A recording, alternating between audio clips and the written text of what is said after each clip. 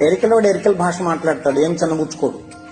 లంబాడి ఆయన లంబాడి భాష మాట్లాడతాడు, గుజరాతోడు గుజరాతీ మాట్లాడతాడు, పంజాబీ పంజాబీ మాట్లాడతాడు, తమిళోడు తమిళ్లో మాట్లాడతాడు. చిన్నబుచ్చుకోడు, వాడు హ్యాపీగా ఫీల్ అవుతాడు, ఇంకాస్త అయితే గర్వంగా కూడా ఫీల్ అవుతాడు. ప్రపంచంలో ఒకే ఒక్క జాతి ఉంది తన మాతృభాష మాట్లాడటానికి సిగ్గుపడేయాలి.